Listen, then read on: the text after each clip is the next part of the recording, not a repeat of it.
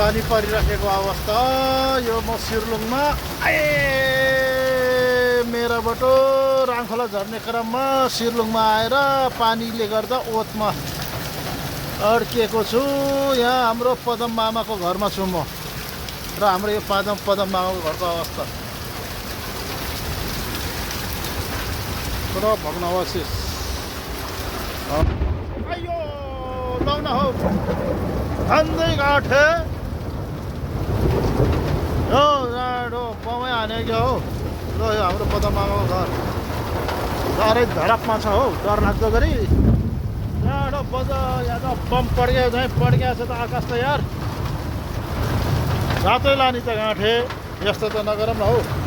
ल अझ असिना पनि झऱ्यो क्या हौ। ल असिना पानी हुँदैछ त अहिले त।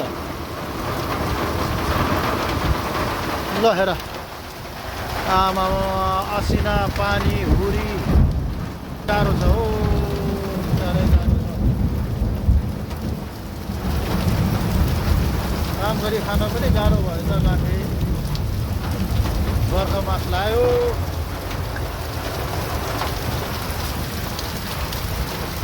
जडम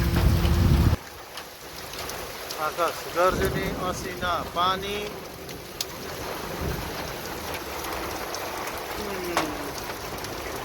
यहाँ एकछिन ओत हेर बसेको, खै बस्न पनि डर लाग्यो गाँठे। जडम गर्दाखेरि त यो घर त पुरा थर्किँदो रहेछ त। पुरा पाली पनि पुरा धरापमा, पुरा ढुङ्गाको पाली छ। पुरा गाह्रो चिरिएर बसेको अवस्थामा